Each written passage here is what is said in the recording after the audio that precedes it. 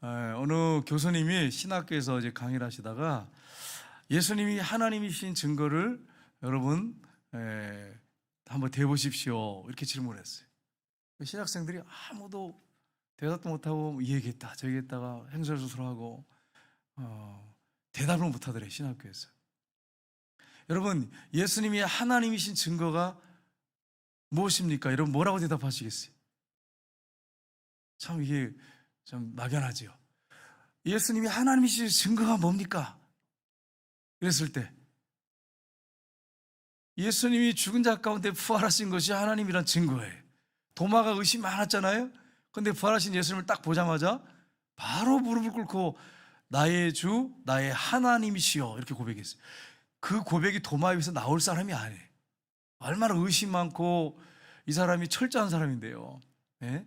그리고 손으로 만져봐야 되고 봐야 믿는 사람인데 부활하신 예수님을 본 다음에 나의 주, 나의 하나님이라고 고백했어요. 그러니까 부활하신 그 사건이 예수님이 바로 하나님이라고 한 증거입니다. 그러니까 여러분 우리가 이 질문했을 때 예수님이 하나님이 증거를 되십시오 하면 물론 성경의 내용이 많지만 뭐 그거 다 찾아가지고 언제 하겠어요. 딱 한마디로 할 수 있죠.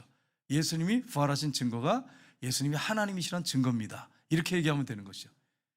여러분 제자들이 많은 기적을 체험했어요. 오늘 아침에도 말씀드렸지만 예수님이 오병이어의 기적을 행하셨어요. 또 병자들을 막 치료하셨어요. 안진병 일으키고 소경의 눈을 열어주시고 귀멍어리의 귀를 열어주시고 귀신을 쫓아내시고 나병 환자를 고쳐주시고 무리를 걸으시고 죽은 지 나흘 된 나사로 살리시고 또 죽은 소녀를 달리다 꿈에 살리시고 청년의 관을 딱 지나가는 걸 보고 손을 대시더니 청년아 내가 내게 명하노니 일어나라 그랬더니 일어났어요. 이거 제자들이 다 본 거예요. 다 봤어요. 여러분이 예를 들어 생각해보세요. 여러분이 예수님을 따라다녀서 3년 동안 그걸 다 봤어. 근데 예수님이 붙잡혀서 채찍을 맞으시고 십자가에 못 박혀 죽으시니까 걸음아 날 살려라고 다 도망을 쳤어요. 게세마 동산에서. 심지어는 마가는 혼입을 이렇게 밤이니까 쌀쌀하니까 추우니까 추우니까 덮고 있다가 예수님이 잡혀가는 걸 보고 이걸 벗어 던지고 도망을 갔어요.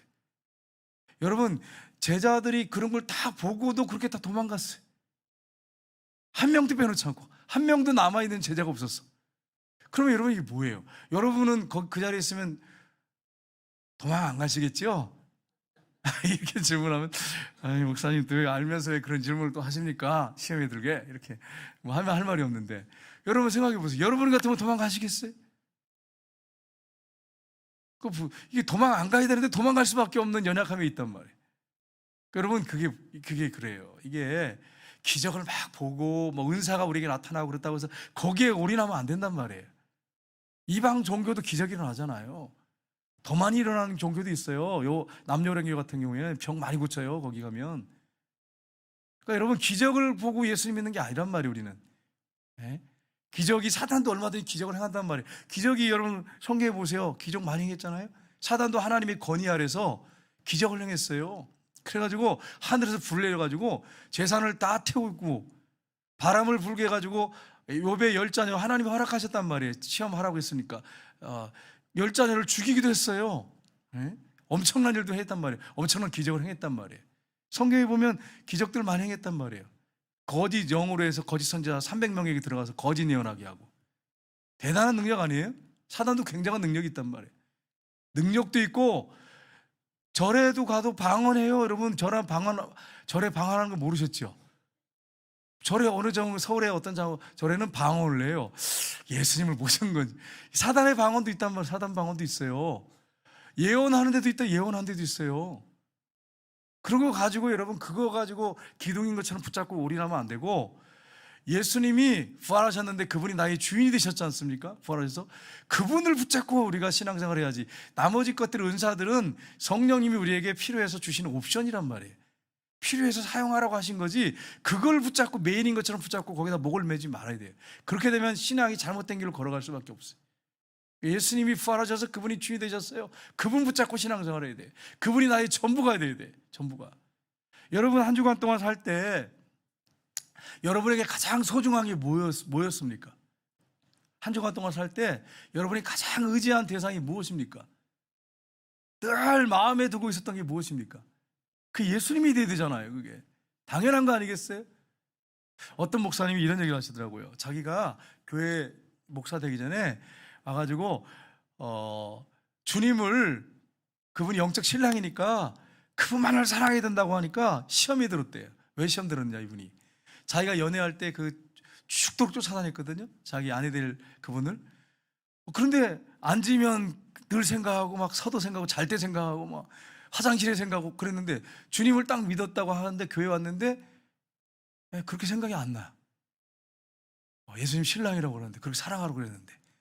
그래가지고 이분이 시험이 들었다는 거예요, 여러분. 나중에 목사가 된 다음에 이분이 진짜 예수님이 실제 주인이 되고, 이론적으로 지식적으로가 아니라 실제 주인이 되니까 늘 예수님만 생각나고 주님이 1순위가 되고 늘 주님과 동행하고, 그러니까 너무 행복하더라고, 이렇게 표현했어요, 그 목사님이. 그러니까 진짜 우리는 지식으로만 하는 신앙이냐, 아니면 실제로 예수님이 나의 영적 신랑이고 날마다 그분이 동행하는 분이냐, 그걸 여러분이 체크하셔야 돼요. 그렇게 신앙생활하다 주님 앞에 가야 돼요. 우리 한구영 간사님이 이제 결혼했는데 얼마나 좋은지 이제 줄에 섰는데요, 둘이 막 싱글벙글하고 그냥 사진 찍는데 둘이 얘기를 하도 하길래 뒤에서 찌르면서 그만 좀 웃으라고, 그만 좀 얘기하라고 그래. 이랬어요. 그렇게, 그게 신랑과 신부의 모습이잖아요. 그게 틀린 건 아니잖아요, 그죠? 근데 예수님과 우리 관계가 그리 된단 말이에요. 근데 우리가 예수님과 관계에서 그렇게 사냔 말이에요. 그게 그렇게 못 사는 것은 주님을 뜨겁게 사랑하지 못한다는 얘기잖아요. 신앙이 지식적으로 끝난다는 얘기잖아요. 실제가 아니고 삶 속에 실제가 돼야 돼. 실제가 돼야 돼. 그러면 행복해. 신앙생활이 너무 즐겁고. 짐이 아니야, 신앙생활이. 그게 정상적인 신앙생활이란 말이에요. 예수님이 죽을 때 내가 죽었어요. 예수님이 부활하셔서 아까 오늘 본문이 나오잖아요. 나도 부활했어. 부활하신 예수님이 내 안에 살아계셔. 새 생명 가운데 산다, 이렇게 돼 있잖아요. 우리는 새로운 피조물이다, 이런 말이잖아요. 새 생명 가운데 산다는 말. 그러니까 여러분, 우리가 새 생명 가운데 새로운 피조물로 삽니다. 새 사람이 된 거죠. 그러면 새로운 피조물, 새 사람이 된 사람의 특징이 있습니다. 한 8, 9가지 정도 되는데 하나하나 살펴보기만 합니다. 첫 번째는 영원히 거룩하고 온전하게 하셨습니다. 그래서 오늘 히브리서 10장 14절 한번 볼까요? 같이 읽겠습니다.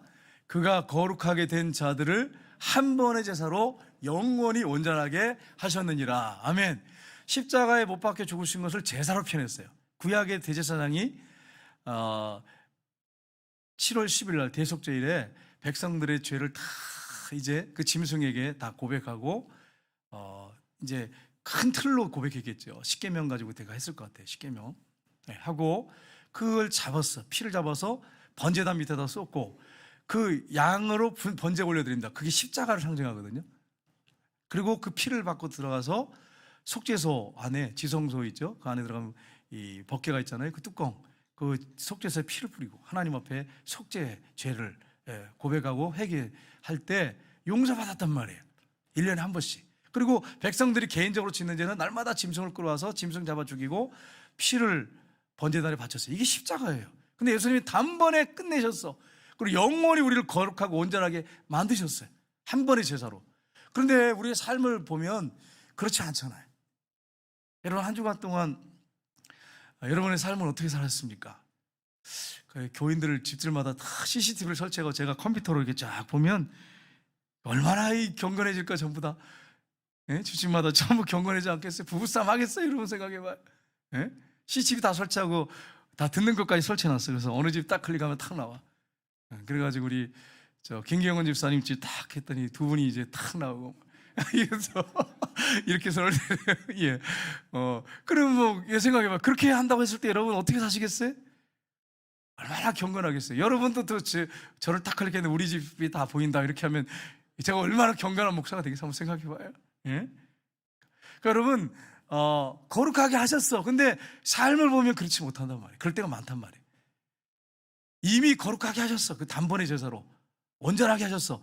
이제 그러면 이제 어떻습니까? 우리 옛 자아가 있기 때문에 자꾸 넘어지기도 하고 거기 끌려가죠. 육이 있으니까. 이게 죽어야 되는데 살아있으니까. 이 죄성, 옛날의 죄성을 갖고 있기 때문에 이게 이 육이 죄라고 하는 게 아니라 죄성을 갖고 있기 때문에 그렇단 말이에요. 자꾸 죄를 짓게 만든단 말이에요. 그렇지만 이미 우리 주님이 우리를 거룩하게 하시고 온전하게 하셨어요. 이게 무슨 말이냐면 이제 완전히 뭐 천사처럼 만들었다, 하나님처럼 만들었다 그런 말이 아니라 하나님이 이미 선포하셨고 너는 네 아들이다 내 딸이다 이렇게 말씀하시고 너는 이제 거룩하게 됐다 의롭다고 선포하신 거예요. 그래서 이제는 우리가 늘 주님과 동행하게 되면 점점 거룩을 향해 나가게 되고 삶이 그렇게 되는 거죠. 언어가 그렇게 되는 거죠. 그렇게 돼가는 거예요. 수준이 올라가는 거예요. 수준이 올라가는 거죠. 그렇게 하나님이 원하는 수준에 올라가는 거죠. 그걸 말씀합니다. 그러니까 예수님의 십자가를 통해서 대속을 통해서 한 번의 영원한 속죄를 이루셨어요. 완전히 끝내버렸어요. 저와 여러분을 거룩하다고 말씀하세요. 근데 하나님이 여러분을 향해서 박종태야 너는 거룩하다, 넌 의롭다 이렇게 말씀하세요. 장로님은 부담스러울지 모르겠어요. 하나님 내가 보니까 내 삶은 전혀 안 그런데, 근데 십자가를 통해서 그렇게 하셨다는 거예요. 한 번에. 근데 삶은 그렇지 못 따라가. 삶이 안 따라가. 점점 거룩을 향해서 주님을 주인으로 모시고 살면 그렇게 이제 성숙하는 거죠. 점점 달이 점점 만월이 되는 것처럼 그렇게 되는 거죠. 주님 앞에 설 때 그렇게 되는 거예요. 죽으면 이제 죄 안 짓고 완전한 몸으로 그런 모습으로 보세요 주님 선포하시더니 그렇게 됐네요. 이렇게 됐습니다. 이렇게 말씀을 드릴 수 있는 거죠. 얼마나 큰 축복입니까? 두 번째는 결코 정죄함이 없습니다. 로마서 8장 33절 34절을 보겠습니다. 같이 읽겠습니다. 누가 능히 하나님께서 선택하신 자들을 고발하리요 의롭다 하신 이는 하나님이시니 누가 정죄하리요 죽으실 뿐 아니라 다시 살아나신 이는 그리스도 예수시니 그는 하나님 우편에 계신 자요 우리를 위하여 간구하시는 자신이라. 아멘. 하나님께서 저와 여러분을 선택하셨어요. 어떤 조건이나 환경이나 여러분의 어떤 공로, 업적 그게 아니에요. 저를 포함해서 그냥 하나님이 사랑하셔서 그 무궁한 국률로 은혜로 선택하셨어요. 얼마나 감사합니까? 그렇게 선택받은 저와 여러분을 고발할 사람이 누가 있겠어요? 하나님도 고발 안 하신대. 거룩하시고 의로우신 하나님 앞에서는 다 죄인인데 그 하나님이 우리를 고발하지 않고 정죄하지 않으신데 누가 우리를 정죄하겠어? 사단이 정죄하겠어요? 하나님이 정죄하지 않는데 사단이 정죄하겠어요? 사람이 정죄하겠어요? 누가 정죄하겠어요? 예? 정죄할 사람이 아무도 없어. 거룩하신 하나님, 의로우신 하나님이 우리를 정죄하지 않는데 누가 우리를 정죄하냔 말이에요. 그러니까 얼마나 감사합니까 여러분? 예? 고발할 사람이 없어. 마음대로 제지를 한 거 아니죠. 여러분 오해하시면 안 돼. 예수님의 십자가 공로로 그렇게 우리에게 엄청난 은혜를 베풀어 주셨어요. 그러니까 여러분을 고발할 사람이 없으니까 당당하세요. 그러니까 여러분이 죄를 지을 때 이제 내가 거룩한 존재다 이렇게 거룩하게 하셨다고 하지만 인간이다 보니 자꾸 끌려가서 죄를 진단 말이에요. 그래도 여러분 정죄하시면 안 돼. 자기 자신을 정죄하지 마시고 바로 어떻게 되냐면 무릎 꿇으시면 돼. 주님 내가 또 연약해서 범죄했습니다. 용서해 주십시오 라고 하면 하나님께서 깨끗하게 용서해 주시는 거예요. 이런 놀라운 은혜를 우리가 받고 있어요. 지금 정죄 안 하세요. 예수님이 가늠한 여인을 뭐라고 말씀하셨어요? 돌을 들어 치려고 했을 때 너희 중에 죄 없는 자가 돌을 쳐라. 여러분 중에 죄 없는 자가 돌을 들어 칠 사람을 누가 있어요? 여러분 생각해보면 여러분이 돌을 들어 칠 수 있는 사람 누가 있어요? 없잖아요. 없어요. 너희 중에 죄 없는 자가 돌을 들어 쳐라 했을 때 누굴 칠 수 있겠어요? 내 자신 내면을 깊이 한다면 누굴 돌로 칠 수 있겠단 말이에요. 있을 수가 없는 일이죠.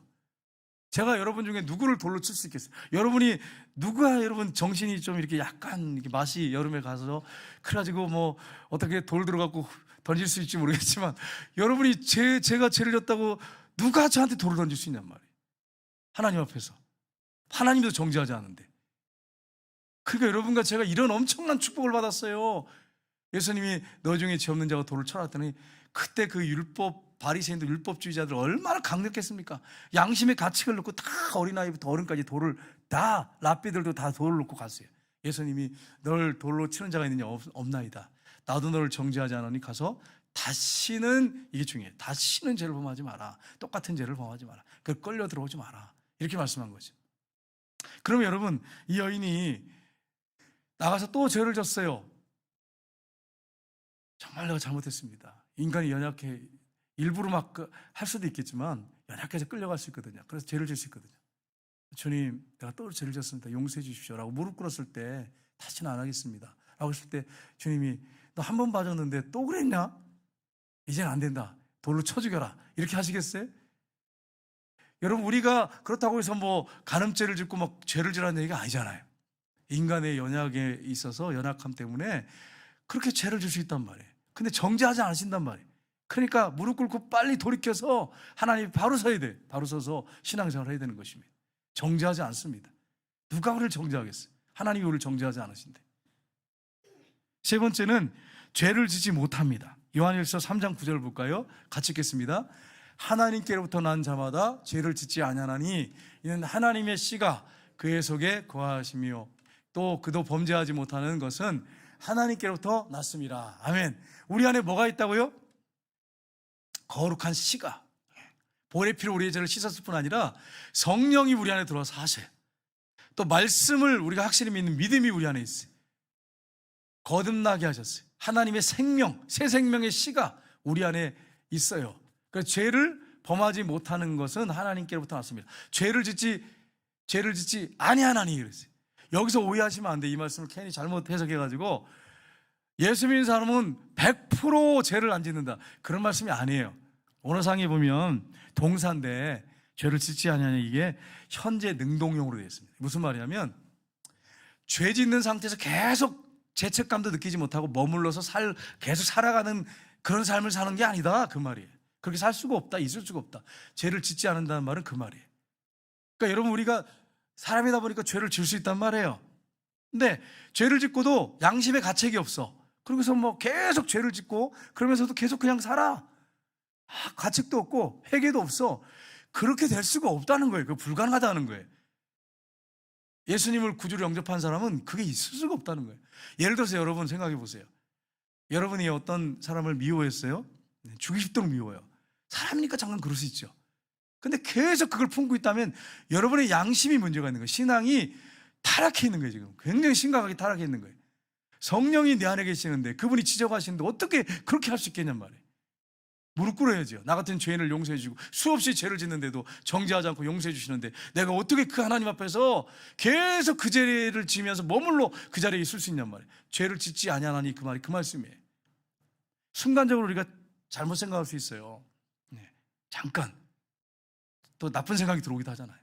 그러니까 새가 머리에 날아다니는 건 어쩔 수 없지만 둥지 틀게 하는 건 내가 책임져야죠. 내가 문제죠. 성령님이 지적하십니다.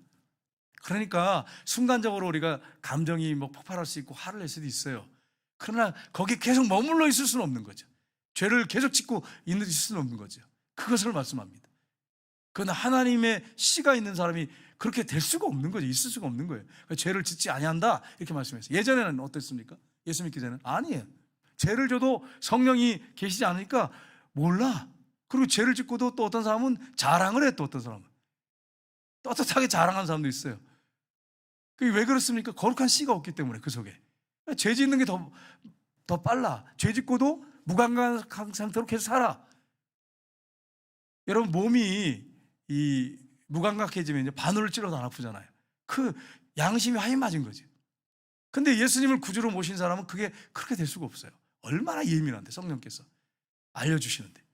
그냥 죄를 계속 지을 수가 없어요. 거기에 머물러서 행복하게 살 수가 없어.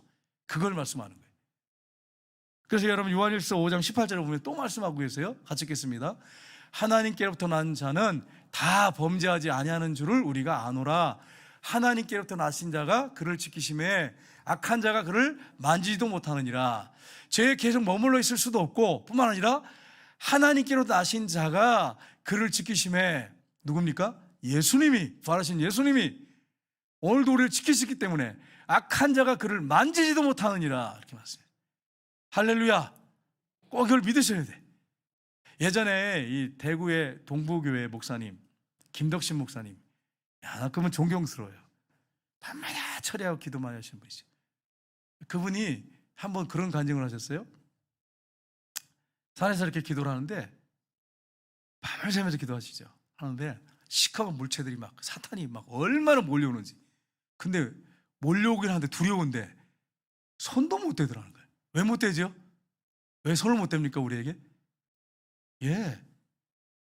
예수님이 지키고 계시기 때문에. 그러니까 여러분, 두려워할 게 하나도 없어. 목사님, 시커먼 물체가 막 앞에서 왔다 갔다 합니다. 두려워하지 마세요. 예수님의 이름을 명하니 떠나갈지어다. 그래서 선포하시기를 주님의 이름으로 축복합니다. 때로는 하나님의 허락에서 질병을 우리에게 줄 수가 있어요. 사단이 주는 경우가 있단 말이에요. 그래도 여러분이 믿음으로 기도하고 믿음으로 물리치면 사단의 역사하면 떠나가 버립니다. 고쳐집니다. 이걸 여러분 믿으셔야 됩니다. 하나님, 주님이, 부활하신 주님이 여러분과 저를 지키세요. 여러분 이러면 얼마나 담대하겠습니까? 여러분 중에 불 켜놓지 않으면 잠을 못 자는 분들이 있으면 손 들어보세요. 손도 안 들겠지만 어떤 분들은 불 켜놓지 않으면 잠을 못 자겠대. 두려워가지고 뭐가 자꾸 나타난대. 여러분 기도하셔야 돼요. 기도하셔야 돼요. 주님의 이름을 선포하셔야 돼요. 부활하신 주님이 여러분을 지키고 계십니다. 두려워하지 마시고 불을 다 끄고 주무셔도 괜찮아. 주님이 지키신다 그랬잖아요. 시편에 뭐라고 말씀했어요, 다윗이? 네? 주님이 우리를 지키시는데 졸지도 주무시지 않는데. 야, 얼마나 감사한지. 우리가 하나님이 얘야 내가 피곤해서 잠깐 졸았다 야 근데 사단이 너를 찔렀구나 이렇게 하시지 않는단 말이에요. 졸지도 주무시지 않는데 우리 하나님께서 얼마나 감사해요. 여러분, 우리는 졸기도 하고 피곤해서 자기도 하는데 우리 하나님은 졸지도 않고 주무시지도 않고 우리를 지키신대. 24시간 지키신대. 야, 세상에 이렇게 안전할 때가 어디 있어요, 여러분? 그러니까 여러분, 우리는 그 옆에 어떤 보디가드 둬가지고 우리 지키고 뭐 이렇게 할 필요가 없어. 우리 하나님 24시간 지키신다고 하니까 얼마나 감사합니까? 여러분, 이번에 아베 총리가 참 가슴 아픈 일이에요. 그래서 총에 맞아서 죽었는데, 그분이 예수 믿고 죽었어야 되는데, 우리가 그런 분들 볼 때 김일성이나 김정일 김정은 마찬가지예요. 우리가 인간적으로 생각하면 빨리 죽어야 돼. 그런 인간들은 이렇게 생각할 수 있지만 그 영혼이 불 속에 들어가서 영원히 산다고 생각해 보세요. 영원히 산다고 생각해. 그보다 불쌍한 사람이 없잖아요. 그럼 우리가 어떻게 됩니까? 그 영혼 빨리 그냥 죽어야 된다 그렇게 할 게 아니라 그 영혼 회개하고 예수 믿게 해주십시오. 그렇게 기도해야 이게 정상적인 기도 아니겠어요? 그게 지옥에서 1, 2년 산다면, 10년 산다면 우리가 저놈 빨리 죽어서 지옥에 가야 된다 이렇게 하겠지 모르겠지만, 끝도 없는 영원한 세월을 지옥에서 보내야 돼. 그보다 불쌍한 사람이 어디 있어요? 그러니까 여러분, 그 영혼을 위해서, 악한 영혼들을 위해서, 우리 주변에 날 힘들게 하는 영혼을 위해서도 기도하셔야 되는 거예요. 축복하셔야 돼. 회개하고 예수 믿도록 기도하셔야 돼. 여러분, 예수 믿는 사람은 그렇게 해야지. 독한 마음을 먹고 아베 이번에 잘 죽었다. 그놈이 우리 조상들을 얼마나 힘들겠느냐. 그 조상들이 이렇게 생각하면 여러분, 이거는 너무 육적인 생각이고 영적으로 생각해 보세요. 영적으로 영원한 그 뜨거운 유황불 속에, 그냥 불도 아니에요. 유황불, 가스불보다 뜨거운 게 유황불이에요. 그 속에서 영원히 산다고 생각해 보세요. 사카맣게 돼가지고 죽지도 못하고. 그러니까 그 영혼 불쌍히 여기다 기도하셔야 돼. 그걸 여러분 하셔야 돼. 여러분, 원수 같은 사람을 위해서 기도하셔야 돼. 그 영혼이 구원받도록 기도하셔야 돼. 우리 하나님 우리를 지키시고 보호하십니다. 얼마나 감사합니까? 한 주간 동안도 여러분을 지키시고 보호하실 것입니다. 근데 솔직히 이런 믿음 가지고 살아야 되는데 이게 쉬운 게 아니에요, 여러분. 오늘 저녁에 여러분 전부 우리 산기도 갑시다. 그래가지고 어느 권사님은 저 앞산 뒷산 이렇게 다 보냈어. 혼자 가서 기도할 수 있겠어요? 제가 기도해보니까 산기도 혼자 막 갔단 말이에요. 혼자 가서 해보니까 개라도 한 마리 끌고 가고 싶어. 하도 무서워가지고 밤에. 여러분 한번 해보세요. 그게 쉬운 게 아니란 말이에요. 산속 깊이 산꼭대기 올라가서 한번 혼자 기도해보세요. 그게 쉬운 일인가? 무덤 옆에서 한번 기도해보세요. 주여가 절로 나와. 주여가 절로. 주여 한번 하라고 필요도 없어. 그냥 주여가 절로 나와. 그냥 아버지 찾고 막 난리가 나요. 난리가 나. 그러니까 여러분 우리가 믿음이 없으니까 그러단 말이에요. 우리 하나님, 우리 주님이 우리를 지키시기 때문에 안전합니다. 손도 못 댄다고 말씀하잖아요. 담대하게 믿음으로 주님 의지하시기를 주님으로 축복합니다. 그 다음에 네 번째로 열매를 맺고 다 가진 귀한 존재입니다. 요한복음 15장 5절을 보면 이렇게 되어 있습니다. 같이 읽겠습니다. 나는 포도나무요 너희는 가지라. 그가 내 안에 내가 그 안에 거하면 사람이 열매를 많이 맺나니 나를 떠나서는 너희가 아무것도 할 수 없음이라. 아멘. 부활하신 예수님이 여러분 안에 살아계시다면, 실제라면 여러분과 저는 뭘 맺을 수 있습니까? 하나님이 기뻐하는 아름다운 열매를 풍성하게 맺습니다. 그분을 인정하고 그분께 순종할 때. 근데 부활하신 예수님이 내 안에 계시는데 그분이 포도나무죠. 우린 가지잖아요. 근데 그분과 딱 달라붙어 있지 않고 엉뚱한 생각하고 마음이 다른 데가 있고, 그러면 열매 맺겠어요? 열매가 없죠. 부활하신 주님이 여러분의 주인이시라면, 그분과 딱 달라붙어서 동행하고 산다면 많은 열매를 맺어요. 하나님 기뻐하는 열매를 맺어요. 한 주간 그렇게 될 겁니다. 여러분 이런 사실 알고 주님을 주인 삼아서 주님만 붙잡고 사시기를 주님의 이름으로 축복합니다. 이성복 목사님 제가 말씀드렸죠. 그분은 오른손을 이렇게 피지 않고 이렇게 쥐고 다니셨어요. 그래서 목사님 왜 그렇게 오른손을 쥐고 다니십니까? 예수님을 손잡고 다닌다고 그렇게 고백하셨어요. 그래서 제가 나도 해보려고 왼손 이제 탁 쥐고 주님과 늘 동행하겠습니다. 이게 쉽지 않습니다. 한번 해보세요. 웃을 일이 아니에요. 저 비웃으면 안 돼. 목사로서 한번 해보자. 예수님 붙잡고 산다 이런 마음으로. 예수님이 내 안에 사시는데 이게 뭐 손 붙잡고 이게 뭐 말이 되는 겁니까? 그건 아니지만 늘 예수님을 생각한다고 하는, 늘 바라본다고 하는 그런 의미로 붙잡고 산다고 하는데 이게 쉬운 게 아니란 말이야. 한번 해보세요. 근데 그분은 늘 이걸 24시간 이렇게 쥐고 사셨대. 그리고 그분이 주무실 때 같이 주무신 분 얘기 간증이 늘 주여 감사합니다. 기도하는 중간중간에도. 여러분 잠꼬대 하다가 이상한 애인 이름 부르고 그러면 끝나는 거죠. 여러분 어떻게 해요? 어떤 저 집사님이 그렇게 불렀다가 머리를 다 뽑혔다 그러더라고요. 잠꼬대 하다가. 그리고 또 여러분 수면 내시경 들어가잖아요. 수면 내시경 들어가면 이상한 소리 막 많이 한다고 그래요. 나 몰랐어요. 그 장로님 의사신데 그분이 저한테 그 얘기를 하더라고요. 수면 내시경을 딱 하면 수면으로 들어가면 별의별 얘기 다 한대. 어떤 사람 보면 그리고 이상한 이름 막 부르고. 우리 한번 테스트 해볼까요? 그러면 진실한가? 그 대구의 그 장로님이시 그 병원에서 원장이신데 그분이 그 얘기 하시더라고요. 여러분 수면 내시경에도 늘 주님을 부르실 수 있습니까? 아멘. 장래 아멘이십니까? 아멘 하시다. 아멘 해야 돼. 수면 내시경 들어가도 주님 사랑합니다. 감사합니다. 그렇게 해야지. 그러다가 애인 이러고 부르고 그러면 한번 생각해 보세요. 이게. 제가 전에 그런 얘기를 들어봤어요. 전에 한번. 그래가지고 수면 내시경 했거든요. 장하면서 주님만 찾게 해주십시오. 속으로 우리 아내가 제일 먼저 올 텐데 이러면서 기도를 했어요. 그래서 제가 물어봤어요. 깨가지고 몇 년 전인데 뭐라고 하더냐 그러더니 주님 감사합니다 그러더래요. 그래가지고 할렐루야 그랬어요. 제가 이런 존재 전 부족하죠. 제가 부족한데 사람이니까 실수도 할 수 있겠지만 그래도 하나님 은혜 주셔서 그렇게 한 거죠. 제가 잘나서 그런 게 아니고. 그러니까 여러분 우리가 열매를 맺는 삶을 살 수밖에 없어요. 주님과 늘 동행하고 그분이 내 안에 내가 주님 안에 거하니까 열매를 맺을 수밖에 없는 거예요. 그렇게 산다면 실제가 된다면 그렇다는 거예요.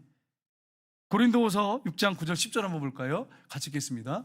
무명한 자 같으나 유명한 자요 죽은 자 같으나 보라 우리가 살아있고 징계를 받는 자 같으나 죽임을 당하지 아니하고 근심하는 자 같으나 항상 기뻐하고 가난한 자 같으나 많은 사람을 부유하게 하고 아무것도 없는 자 같으나 모든 것을 가진 자로다. 아멘. 여러분 예수님이 주인이 될 때 이게 가능하다는 거예요. 가난한 자 같지만 많은 사람을 부유하게 하고 아무것도 없는 자 같지만 모든 걸 가진 자. 왜요? 예수님이 주인이기 때문에. 그럼 제가 질문할게요. 여러분이 주인이 돼서 사는 게 행복하세요? 예수님이 주인이 돼서 사는 게 행복하세요? 조경길 집사님은 어떠세요? 예수님이 주인이 돼서 사는 게 행복하십니까? 내가 주인이 돼서 사는 게 행복하십니까? 조경길 집사님. 네, 아멘. 할렐루야. 여러분 근데 보세요. 내가 주인 돼서 살면 내가 모든 걸 다 책임져야 돼. 그러니 여러분 그 짐이 얼마나 무겁겠어요. 가장 같은 경우에 짐이 무겁거든요. 저도 목사로서 우리 교회 짊어지고 하면 얼마나 무겁겠어요? 근데 나는 그냥 순종하는 종이고 주님이 내 안에 살아계시고 그분이 주인이세요. 그분께 다 맡기고 순종하면서 따라간다면 행복할 수밖에 없죠. 근데 내가 주인 돼가지고 내가 하나님 자리에 앉아가지고 내가 뭘 하려고 하고 그러면 생각해 보세요. 얼마나 힘든가 생각해 보세요. 얼마나 힘들겠나 생각해 보세요. 여러분 한 주간 동안 질문해 보세요. 내가 지금 내 삶의 주인인가? 한 주간 동안 살 때 주님이 나의 삶의 주인인가를 질문해 보세요. 그러면 주님이 주인이 된다면 얼마나 행복한 삶을 살겠냔 말이에요. 한번 생각해 보세요. 윤대성 집사님도 얼마나 피곤하시겠어요? 예, 요즘에 여름이라서 막 달집들이 많죠. 절에 가서 또 이번에 그 에어컨 설치했다고 그러시더라고요. 근데 하시다가 무슨 뭐 그 불교 무슨 그림을 뭐 심장으로 뚫었다고 그러시더라고요. 저한테. 맞아요? 그래가지고 이거 막 붙인다고 가래침을 뱉어가지고 버렸는데 그거 찾아가지고 이 사람들이 이거 막 신경질 내면서 막 붙이더라고 그러더라고요. 그 얘기를 저한테 한마디 하더라고요. 교회에서. 그러니까 여러분 주님이 주인 되셔서 그 일을 감당해야지 그게 할 수 있지. 그 새벽 1시까지 2시까지 일하는 게 그게 쉽겠어요? 한번 생각해 보세요. 얼마나 힘들고 피곤하겠어요. 지치고 짜증나고 그러지 않겠어요? 주님이 주인이 되셔야 돼. 그래야 절에 가서도 손님들 앞에 당당하게 전도할 수 있는 거죠. 전에 한번 그러시는 것 같던데, 절에 가서 스님들 보면 이렇게 초라하게 보이는데, 너무 스님들을 제가 편하려는 거 아니에요. 제가 왜 스님들을 편하겠어요? 저도 잘난 게 없는데. 스님들이 그렇게 작게 보이더래. 왜소해 보이고 그런 건 아닌데 초라해 보이고 그렇게 보이더라고요. 영적인 눈을 보니까 그렇다는 거지. 육적으로 보는 게 아니고 영적으로 보니까. 여러분, 그렇습니다. 우리가 그런 존재, 그런 한 주간 동안에 내가 주인인지 주님이 주인인지 질문해 보시면, 불행하게 살고 무거운 짐 지고 사는 것은 내가 주인 됐기 때문에 그래. 근심 걱정이 떠날 날이 없어. 근데 주님이 주인이 되면 근심 걱정할 이유가 뭐가 있어? 그분께 맡기고 따라가는데. 이걸 질문하시면서 한 주간 사셔야 돼. 다섯 번째는 하나님 말씀만 반응하는 자가 됩니다. 로마서 6장 10절 11절을 보시면 같이 읽겠습니다. 그가 죽으심은 죄에 대하여 단번에 죽으심이요 그가 살아계심은 하나님께 대하여 살아계심이니 이와 같이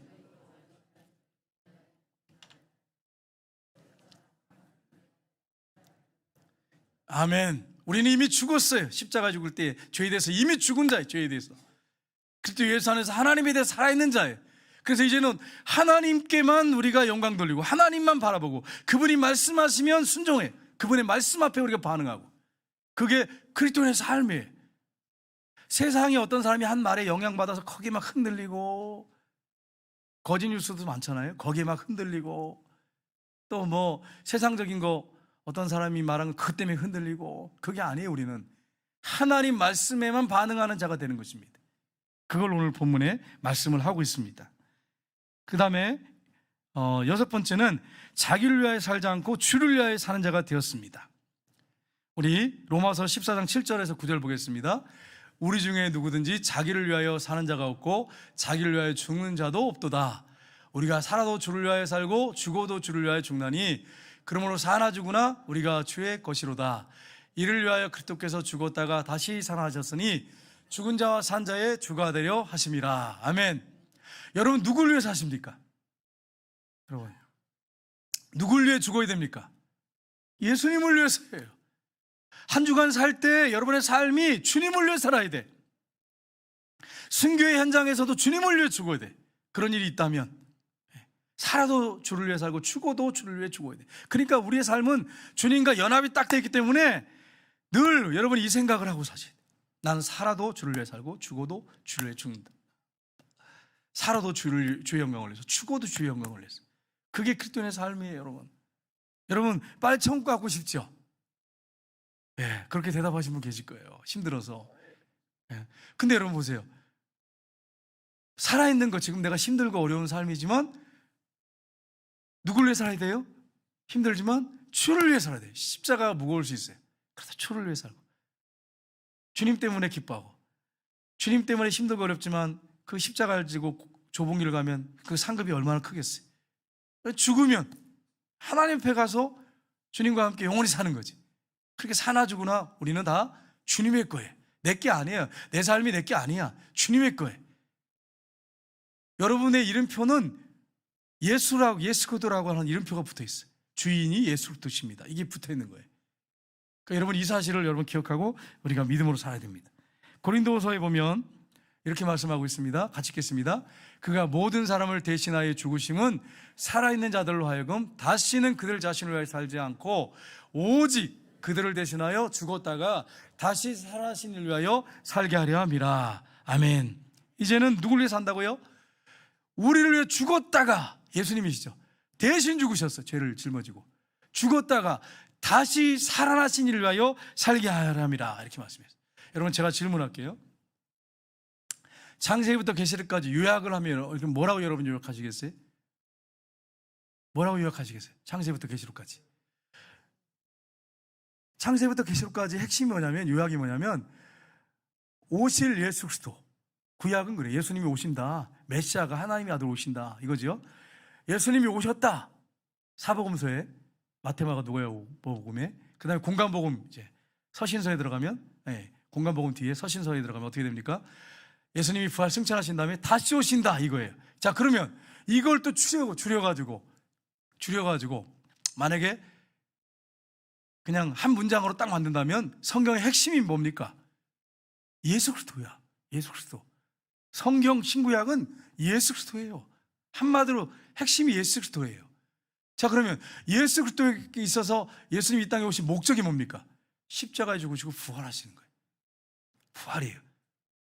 십자가 부활이 핵심이에요. 핵심이야. 이걸 붙잡고 사는 사람들이에요. 근데 그 예수님이 나를 위해 죽으시고 대신 죽으시고 부활하셨기 때문에 이제는 여러분 어떻게 살아야 됩니까? 주를 위해 살아야 돼요. 주를 위해서. 그게 신앙의 삶이에요. 자, 그러면 여러분, 아담이 범죄했습니다. 그래서 우리에게 온 게 뭡니까?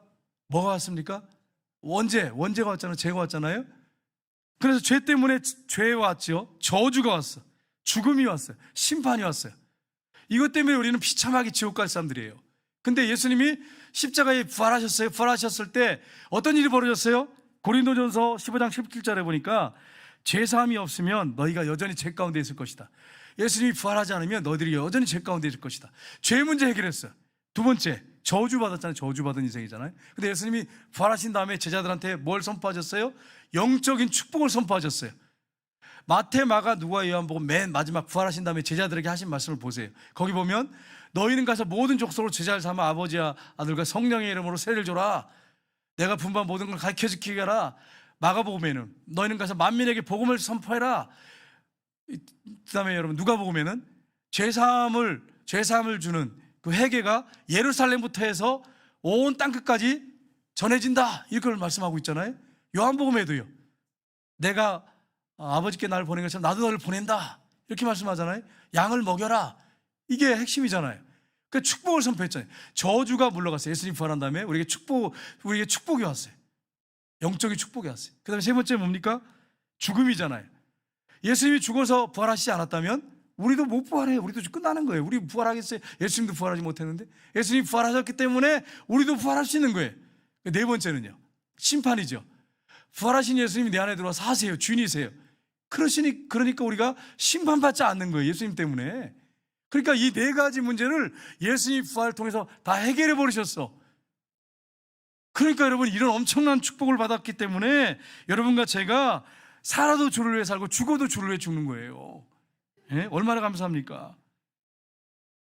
이를 위해서 예수님이 그렇게 하셨다는 거예요. 이를 위해서, 이것을 위해서. 일곱 번째는 눈에 보이는 것을 살지 않고 믿음으로 사는 자가 되었습니다. 눈으로 보는 것을 사는 게 아니에요. 예수 믿는 사람들은요. 주님이 주인이라면 눈으로 보는 것을 사는 게 아니에요. 우리는요, 보는 것 때문에 짜증을 부리고 화를 내고 분노하고 눈에 보이는 것 때문에 낙심하고 절망해요. 안 믿는 사람은 그렇잖아요. 믿는 사람들도 그런 사람이 있단 말이에요. 우리는 더 이상 눈으로 보는 것으로 사는 사람들이 아니에요.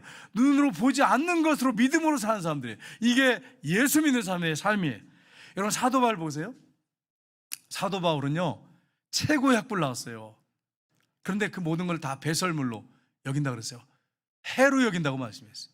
그리고서는 어떻게 삽니까? 결혼도 하지 않고 복음을 전하다 사는, 복음을 위해서, 사명을 위해서 목숨을 바쳐 살지요. 근데 여러분 그가 어떤 일 당했습니까? 수없이 매를 맞고 돌을 맞고 가이사라 감옥에 들어갔어요. 죄수도 아닌데 가이사라의 감옥에 들어갔어요. 또 복음 전하다 빌립보의 감옥에 들어갔어요.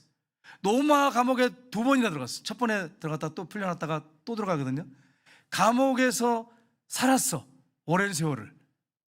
로마 감옥에서 2년 살고 순교할 때까지 또 살다가 순교당했단 말이에요. 여러분 보세요. 바울이 감옥에 들어갈 이유가 뭐가 있습니까? 그런데 사도 바울은 눈에 보이는 걸 사는 게 아니에요. 믿음으로 눈에 보이지 않는 영광스러운 하나님 나라를 바라보고 주님을 바라보고 살았어요. 그러니까 더 이상 감옥이 내가 나를 가둬놨다고 생각하지 않은 거예요. 복음이 묶여있는 게 아니잖아요.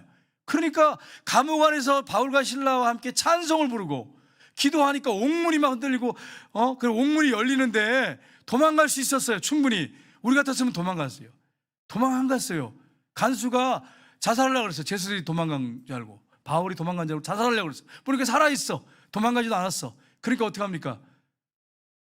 그 앞에 굴복을 했어요. 굴복을 하고서는 형제들아 내가 어떻게 할꼬? 주 예수를 믿으라. 그래야만 너와 내 집이 구원을 받을 것이다. 그 집안이 다 구원받았어요. 로마 감옥에서 복음을 증거하고 찬양하고 기도하고 그러니까 그는 어디 있든지 묶이지 않아. 눈에 보이는 걸 사는 게 아니니까. 우리 같으면요, 우리는 눈에 보이는 걸 사니까 감옥에 들어가면 철마고 낙심하고, 아이고 참, 내가 주님을 위해 살았는데 이게 뭐야 이게. 하나님 이게 뭡니까? 내가 주님만 위해 잘 살았지 않았습니까? 근데 내가 왜 감옥에 있습니까? 이러면서 우리가 원망하고 불평했을 거예요. 우리는 더 이상 눈으로 보는 걸 사는 사람들이 아니에요. 눈에 보이지 않는 믿음으로 사는 사람들이. 한 주간 동안 여러분 눈에 보이는 것을 살면 낙심하고 절망하고 근심 걱정이 여러분 가득 찰 것입니다. 그러나 보이지 않는 믿음으로 살면 그 모든 것들을 다 이기고 승리할 수 있을 것입니다. 여러분, 눈에 보이는 걸 살지 말길 주님으로 축복합니다. 여러분의 눈에 보이는 것, 연약함, 몸의 연약함 보고 살면, 아유, 나는 약해, 나는 뭐 아무것도 못해, 난 피곤해, 내가 뭘 할 수 있겠어. 그러다 아무것도 못해 진짜로. 근데 부활하신 주님이 나와 함께 하신다고 하면 몸이 약해도 내가 할 수 있는 것들은 할 수 있단 말이에요. 주님께 영광 돌릴 수 있단 말이에요. 상급을 받을 수 있단 말이에요. 그러니까 여러분이 자꾸 몸 핑계대고 환경 핑계대고 상황 핑계대고 그렇게 해서 안 돼. 예수 믿는 사람들은. 사도 바울은 돌에 맞아가지고 쓰러졌어요. 죽은 줄 알고 버렸는데 그 다음날 일어나가지고 가서 복음을 전해요. 그 짱돌을 큰 돌 맞아가지고 얼마나 아팠겠습니까? 그래서 숨이 끊어진 줄 알았어요. 근데 일어났어. 그 다음날 일어나가지고 저 여러분 같으면 여러분 복음 전할 수 있겠어요? 그렇게 돌에 맞아가지고 죽은 것처럼 버리고 왔는데 여러분 일어나서 다 바로 그 다음날 성에 들어 복음 전할 수 있겠어요? 사도 바울은 눈에 보이는 것이나 환경이나 이 어떤 몸에 거기에 묶인 사람이 아니에요. 실제예요, 실제. 사도 바울은. 그러니까 담대하게 복음을 증거하죠, 여러분. 생명을 바쳐 복음을 증거하죠. 여러분과 제가 그런 존재가 됐습니다. 여러분 이걸 잊지 마세요. 에베소서 1장 3절에 보면 이렇게 말씀하고 있습니다. 찬송하리로다 하나님 곧 우리 주 예수 그리스도의 아버지께서 그리스도 안에서 하늘에 속한 모든 신령한 복을 우리에게 주시되. 아멘. 예수님이 하나님이잖아요. 전능자가 이 땅에 오셨는데 그냥 왔다 가셨냔 말이에요. 우리에게 모든 하늘에 속한 신령한 복을 다 주시고 하셨어요. 하나님의 자녀가 되게 하셨어요. 기도하면 예수님의 이름으로 기도하면 응답을 해주세요. 지키시고 보호해 주세요. 이거 외에도 수없이 많아요. 수없이 많아. 우리를 도우시고 방패가 되시고 성경에 나온 축복, 아브라함의 축복이 다 우리에게 주셨잖아요. 이런 엄청난 복을 우리가 영적인 신령한 복을 받았단 말이에요. 그러니까 여러분 가난하게 산다고 내 몸에 병이 있다고 그것 때문에 낙심하고 절망하고 좌절할 사람들이 아니란 말이에요. 저 여러분 이런 사실을 믿고 주님으로 축복합니다.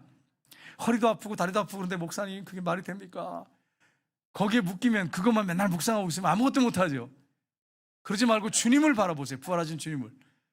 내가 들어갈 천국에서 영원히 건강한 모습으로 살 걸 생각하세요. 영원히 산단 말이에요. 영원히 건강한 모습으로. 그걸 생각한다면 내가 작은 일이라도 할 수 있잖아. 주님을 위해서. 주님께 영광 돌릴 수 있지 않습니까? 고린도후서 5장 7절에 보면 같이 읽겠습니다. 이는 우리가 믿음으로 행하고 보는 것으로 행하지 아니함이로다. 아멘. 눈으로 보는 것으로 사는 사람들이 아니에요. 저 여러분이 그렇게 살았으면 좋겠어요. 믿음으로 살았으면 좋겠어요. 영적인 눈을 뜨고 살았으면 좋겠어요. 맹인들이 불쌍하다고 하지만 영적인 맹인들도 있잖아요. 불쌍한 삶이죠. 신앙생활하는데 영적인 맹인이야. 세상 것밖에 안 보여. 영적인 게 안 보여. 그럼 불행하잖아요. 영적으로 불행한 사람이잖아요. 눈을 떴는데. 그 다음에 8번째입니다. 사랑하는 존재가 되었습니다. 요한일서 1장 3장 16절 요한일서 같이 읽겠습니다. 그가 우리를 위하여 목숨을 버리셨으니 우리가 이로써 사랑을 알고 우리도 형제를 위하여 목숨을 버린 것이 마땅하니라. 아멘. 여러분 예수님이 우리의 생명을 주셨습니다. 하나님은 자기 외아들까지 아낌없이 주셨습니다. 필요하시다면 뭘 안 주시겠어요? 자기 아들을 아낌없이 주신 하나님이 뭘 안 주시겠어요? 저와 여러분을 위해서. 욕심이 아니라면 뭘 안 주시겠어요? 그러니까 예수 믿는 사람들은 낙심하고 절망할 게 아니란 말이에요. 지금 환경과 상황이 자녀가 문제가 있어도 낙심할 게 아니에요. 왜요? 아들까지 주신 하나님이 그분 앞에 내 마음을 쏟아놓을 때 뭘 안 주시겠어요? 배우자 안 주시겠어요? 필요하다면 주시지요. 배우자 위해서 구하면. 건강 위해서 필요하다면 건강 주시겠죠. 건강을 잘못된 데 사용하면 안 주시겠지만 하나님이 영광만 위해 쓰겠다면 왜 안 주시겠어요? 건강을. 그러니까 하나님 앞에 필요하면 여러분 기도하세요. 건강을 위해서 기도하시고. 물질이 없는데요, 그게 하나님의 영광을 위해서 필요한 물질이라면 왜 안 주시겠냔 말이에요. 자기 아들을 왜 아낌없이 주신 하나님이 왜 물질을 안 주시겠냔 말이에요. 내 욕심 차리려고 하니까 안 주시는 거지. 그 속을 하나님 보시잖아. 다 알고 계시는데 그러니까 안 주시는 거지. 순수한 동기라면, 왜 안 주시겠냔 말이에요. 마태복음 22장 37절 40절까지 보겠습니다. 예수께서 이르시되 내 마음을 다하고 목숨을 다하고 뜻을 다하여 주 너희 하나님을 사랑하라 하셨으니 이것이 크고 첫째 되는 계명이요 둘째도 그와 같으니 내 이웃을 내 자신같이 사랑하라 하셨으니 이 두 계명이 온 율법과 선자의 강령이니라. 아멘. 핵심이니라. 한 줄로 요약하면 바로 이거다. 성경을 요약하면 이거다. 이런 말씀이에요. 여러분, 우리가 하나님을 한 주간 살 때 마음을 다하고, 마음이 떠난 사람도 있어요. 예수 믿는데 하나님에게서 마음이 떠난 사람이 있어요. 마음을 다하고 목숨을 다하고 뜻을 다해서 하나님을 사랑하고 내 이웃을 내 몸처럼 사랑하라. 이게 성경의 요약이다. 이렇게 말씀했어요. 한 주간 우리가 그렇게 살아야죠. 로마서 13장 10절에 보면 같이 읽겠습니다. 사랑은 이웃에게 악을 행하지 아니하나니 그러므로 사랑은 율법의 완성이니라. 아멘. 여러분이 정말 영혼을 사랑한다면, 아내를 사랑하고 남편을 사랑한다면 그에게 악을 행하지 않습니다. 악을 행하지 않아요. 어떻게 악을 행할 수 있겠어요? 여러분 생각해 보세요. 사랑하지 않으니까 악을 행하는 거지, 여러분. 제가 새벽기도 때 한번 설교하는 게 있는데 실제 있었던 일이에요. 아내가 수영 강사하고 바람이 났어요. 남편을 어떻게 죽일까 막 날마다 연구를 하는 거야. 그래가지고 남편을 갖다 산에 데려갔어요. 자기 등산도 안 좋아하면서. 그래가지고 꼭대기에 세워가지고 밀었는데 그 남편이 그때 목말라가지고 물병을 주스려고 이렇게 하는데 엎드려 자기가 떨어졌네. 그래가지고 나무에 걸려가지고 팔 부러지고 다리 부러지고 그래가지고 간신히 건져 올렸어요. 입원해 있었어요. 근데 아내 남편을 죽이려고 쥐약을 먹이면 죽는다고 하는데 그거를 계속 3년을 먹였어요. 거의 매일은 아니지만 중간중간에 주스에 타서 먹이고 그랬단 말이에요. 그런데 이 남편이 아내 때문에 병원에 갔다가 검사를 했는데 소장인가가 암이 있어가지고 절제를 했단 말이에요. 그러니까 이제 처방전으로 뭐가 나왔냐면 저는 약사가니까 잘 몰라요. 비타민 K3를 줬어요. 근데 비타민 K3가 쥐약 해독제야. 그 아침, 점심, 저녁으로 매일 남편이 먹었어. 왜 나 몰랐는데 쥐약 봉투에 그렇게 써있다네요. 우리 저 약사이신 우리 장모님이 보시면 알겠지만 저는 잘 몰라요. 비타민 K3가 쥐약 해독제래요. 그걸 아침, 점심, 저녁으로 먹으니까 아내가 안 죽는 거야. 그렇게 주는데 희한한 거지. 그러니까 자기가 주스에 타서 마셨어. 그래가지고 입에 막 거품 물고 쓰러져가지고 병원에 실려갔어. 그래가지고 발각이 됐어. 남편 죽이려고 하다가 자기가 그렇게 당한 거예요. 그래서 감옥 실형 받았어요. 3년 6개월 실형 받았어요. 사실은 실형 더 받아야 되죠. 한 10년은 받아야지. 남편 죽이려고 쥐약을 3년 먹였는데. 그렇지 않습니까? 죄송해요. 악한 마음 먹어서. 그도 불쌍한 영혼인데. 그래가지고 세상에 해독제를 계속 먹은 거예요. 남편은 자기는 쥐약을 먹여갖고 죽이려고 하고. 그럼 보세요. 참 그게 사람 뜻대로 되는 게 아니잖아요. 사랑한다면 남편에게 그렇게 악을 행할 수 있겠어요? 여러분은 그런 분 아니죠. 여기 한 분도 없기 때문에 이렇게 설교를 하지. 제가 여러분이 그런 마음 먹었다면 어떻게 이런 설교를 할 수 있겠어요? 어떤 남편은 또 아내 죽이려고 하다가 그 나중에 결국 감옥에 가게 됐어요. 이번 10년 받았어요. 너무 무서운 죄를 많이 져가지고. 이건 실화예요. 우리나라에 실제 있었던 일이에요. 여러분, 사랑하면 그 이웃에게 악을 행하지 않습니다. 사랑은 율법의 완성입니다. 이 사실 여러분 기억하고 정말 한 영혼 한 영혼을 사랑하십시오. 그 사람이 외적으로 나를 힘들게 하고 불만 있고 부족해도 하나님이 사랑한 영혼이에요. 너는 누구를 판단하냐? 그가 서는 거나 앉는 거, 세워지는 거 내 뜻이 돼 있다. 이렇게 하나님 말씀하시잖아요. 네가 누군데 감히 내 종을 판단하느냐? 그게 성경의 고린도전서에 말씀하시잖아요. 판단하면 안 돼요. 그 영혼을 섬기고 사랑해야 돼요. 그게 우리가 해야 할 일이에요. 9번째 마지막입니다. 9번째로 눌리고 풀어내는 사람들을 자유하게 하는 자가 되었습니다. 누가복음 4장 18절을 보십시오. 주의 성령이 내게 임하셨으니 이는 가난한 자들에게 복음을 전하게 하시려고 내게 기름 부으시고 나를 보내사 포로된 자에게 자유를, 눈먼 자에게 다시 보게 함을 전파하며 눌린 자를 자유롭게 하며. 아멘. 여러분과 제가 성령을 받으면 눌린 자들을 우리가 기도해 주면 거기서 해방될 수 있어요. 여러분에게 있어요. 목사에게만 있는 게 아니고 여러분에게도 있어요. 성령 충만하면 성령의 능력으로 이렇게 여러분이 자유케 할 수 있습니다. 여러분 성령 충만을 구하시길 주님으로 축복합니다. 그리고 주변에 눌린 자들, 죄로 눌린 자들, 사단에게 눌린 자들을 기도해 줘서 자유케 하시기를 주님의 이름으로 축복합니다. 이런 권세를 여러분에게 주셨어요. 목사에게만 주신 게 아니에요. 어떤 특정한 사람에게 주신 게 아니라 성령의 충만을 받은 사람, 성령의 기름 부음 받은 사람에게 주셨습니다. 여러분 한 주간 동안 성령 충만을 구하시고 여러분 주변에 눌린 자들, 갇힌 자들, 힘들고 어려운 자들 그 분을 위해서 붙잡고 손을 붙잡고 예수님의 이름으로 부활하신 주님의 이름으로 선포하고 기도하십시오. 그렇게 했을 때 주님이 그를 자유케 하실 것입니다. 한 주간 동안에 주님과 동행함으로 누리는 삶을 사십시오. 누리는 삶. 주님을 사랑하고 이웃을 사랑하면서 한 주간 승리하시기를, 남편과 아내를 사랑하시고 자녀를 사랑하시고 부모님을 사랑하시고 주변에 보는 형제자매를 사랑하시고 그렇게 사랑을 실천하다가 돌아오시는 한 주간 되시기를 주님의 이름으로 축복합니다. 기도하겠습니다.